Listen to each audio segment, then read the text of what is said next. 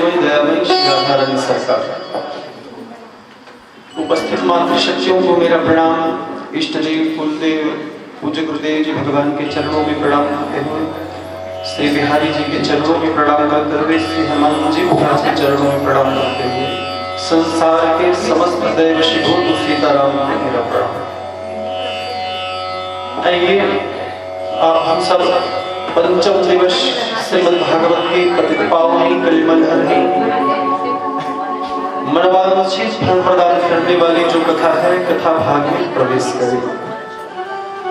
कल की कथा भाग में हम लोगों ने सुना भगवान श्री वृंदावन धाम से चल करके आपके दिव्य दुर्ग बोरसी आपके दिव्य भूमि में आए भगवान जी का कल प्रागट्य उत्सव मनाया गया। क्योंकि देखिए भगवान जी अवतार लेकर के आते हैं, भगवान जी प्रकट होते थे। जन्म में और अवतार में दोनों में अंतर है। जन्म किसे कहेंगे और अवतार किसे कहेंगे। जैसे एक व्यक्ति चला जा रहा था, उनको एक गड्ढा दिखाई नहीं पड़ा, वो जाकर के सीधे गड्ढे में गिर गया। ठीक, आवाज लगाया, किसी ने सुना, वो आया, देखा तो व्यक्ति नीचे गड्ढे में गिरा हुआ है, तो एक सीढ़ी नीचे लगाया, सीढ़ी लगा करके नीचे उनको ऊपर लाया, उनकी जान बचाई। ठीक है, तो गड्ढे में गिरना क्या है, ये जन्म है। क्यों? गिरने वाले को ये पता नहीं है कि सामने गड्ढा है। अगर किसी को ये पता चल जाता कि मैं सामने गड्ढा है और गड्ढे में गिरूंगा, तो कोई व्यक्ति गिरना नहीं चाहता। कहने का अभिप्राय मेरा यह है, किसी को ये पता चल जाता कि उसका जन्म कहाँ होगा, तो बताओ भैया, गरीब के घर कोई थोड़ी जन्म लेना चाहेगा। सब तो यही चाहेंगे कि हमारा जन्म अंबानी के घर हो, पैसे वाले के घर हो, है ना। धनवान के घर सब जन्म लेना चाहेंगे। तो जन्म लेने वाले को ये पता नहीं होता कि उसका जन्म कहाँ होगा, लेकिन अवतारी जो पुरुष होते हैं उनको ये पता होता है। क्यों? वो स्वेच्छा से रहते हैं। तो ये जो उनको बचाने के लिए नीचे उतरे ना सीढ़ी लगा करके, ये अवतार कहलाता है। उतरने वाले के पास सुविधा होती है, उतरने वाले के पास सुविधा होती है।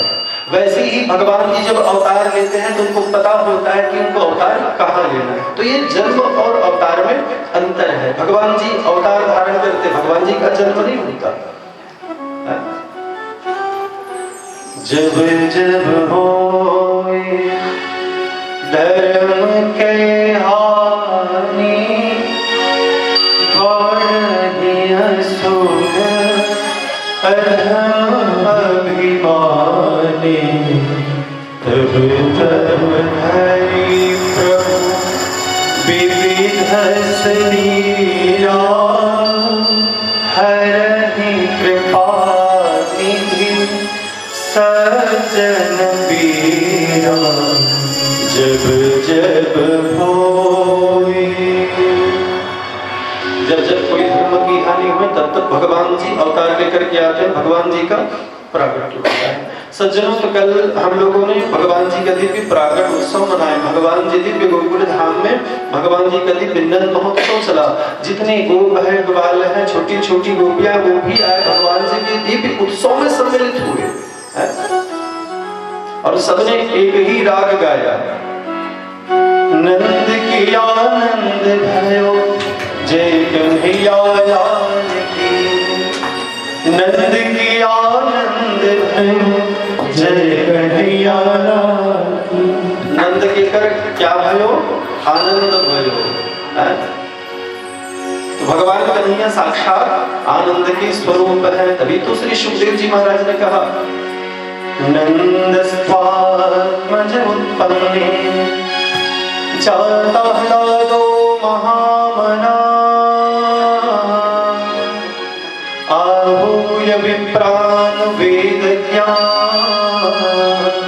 स्नातः शुचिरलंकृतः। नंद स्वात्मज उत्पन्ने जाता ह्लादो महामना।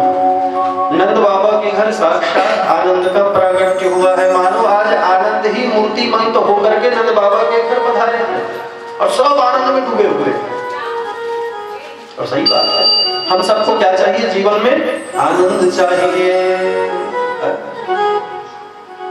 ये जीव संसार में आया है केवल आनंद की प्राप्ति के लिए। सुख और आनंद ये दोनों अलग अलग चीजें हैं। संसारिक वस्तुओं से आपको सुख मिल सकता है पर आनंद नहीं मिलेगा, और जहां आपको सुख मिला है तो निश्चित ही आपको दुख भी मिलेगा।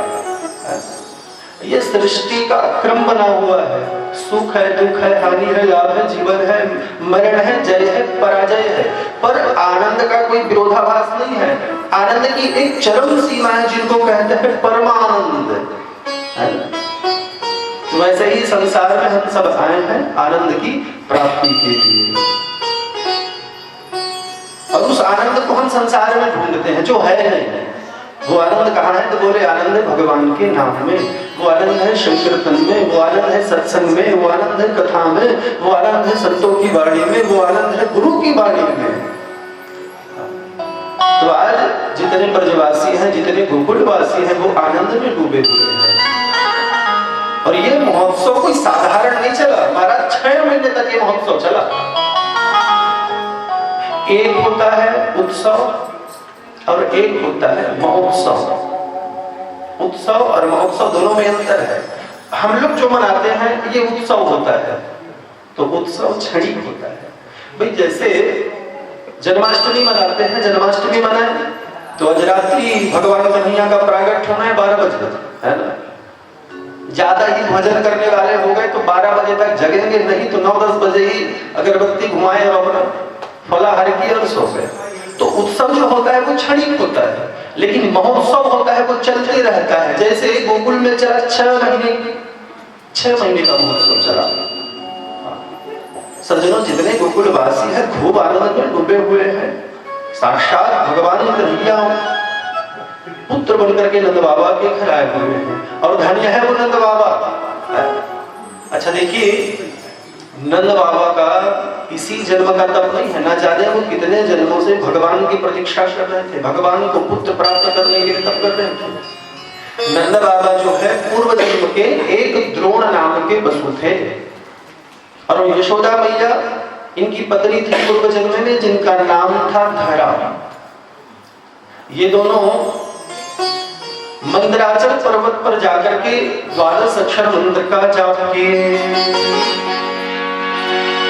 ओम नमो भगवते वासुदेवाय,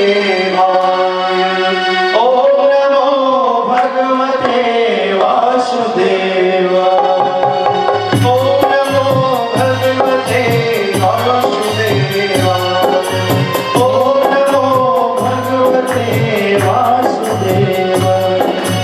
वासुदेवाय मेरो वासुदेवाय, वासुदेवाय मेरो वासुदेवाय, वासुदेवाय मेरो वासुदेवाय, वासुदेवाय मेरो वासुदेवाय।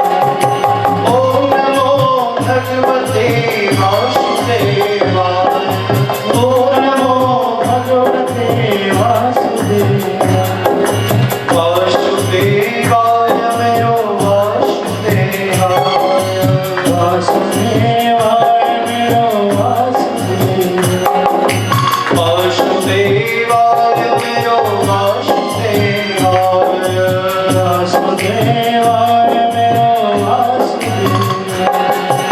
ओम नमो भगवते वासुदेवाय, ओम नमो भगवते वासुदेवाय, ओम नमो भगवते वासुदेवाय, ओम नमो भगवते वासुदेवाय। इस मंत्र का वो जाप करके जाप किए। ब्रह्मा जी प्रसन्न हो गए, बोले क्या चाहते हो? तब उन्होंने कहा कि महाराज साक्षात ब्रह्म को हम पुत्र के रूप में प्राप्त करना चाहते हैं। भगवान कन्हैया जो हमारे घर पुत्र के रूप में आए। तब ब्रह्मा जी ने कहा कि अभी एक जन्म तुम लोगों का और शेष रह गया है, आने वाले समय में भगवान ही तुम्हारे घर पुत्र बन करके आएंगे।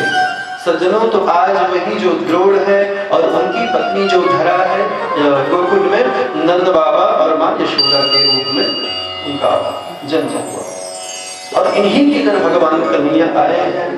सज्जनों, महोत्सव चलते बहुत समय हो गया, तब नंद बाबा को ये ध्यान आया कि वो राजा को कर पटाने के लिए जाते थे।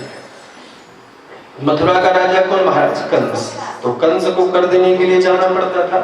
तो उन्होंने विचार किया कि मेरे घर लाला हुआ है, तो क्यों ना महाराज कंस को जाकर के ये सूचना दूं, ये खबर दूं। तो एक सोने के थाल में पंचरत्न रखे और चले गए भेंट करने के लिए। जाकर के उनसे कहा, राजन को कहे, राजन इस चौथे पर में मेरे घर पुत्र हुआ है, मैं पिता बन गया हूँ, मेरे गृहस्थ में पुत्र हुआ है, तो ये भेंट मैं आपके लिए लेकर के आया हूँ। कंस ने विचार किया, इनके घर पुत्र हुआ है तो आशीर्वाद देना चाहिए।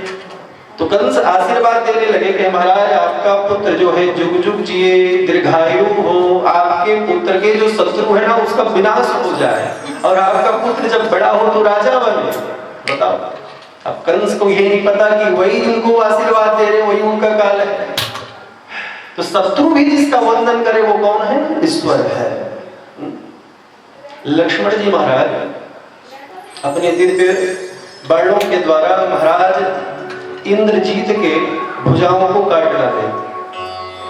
भुजा जाकर के सीधे उनकी पत्नी सुलोचना के आंगन में गिरी। महान पतिव्रता है उनकी पत्नी। जब भुजा को देखे तब उनको ध्यान आया कि मेरे पतिदेव जी युद्ध के लिए गए हुए थे, हो ना हो ये उन्हीं की पूजा होगी। तब सुलोचना कहने लगी, यदि मैंने मनसा वाचा कर्मणा से पति की सेवा की है तो ये नाम लिख करके बताओ कि हुआ क्या है युद्ध में।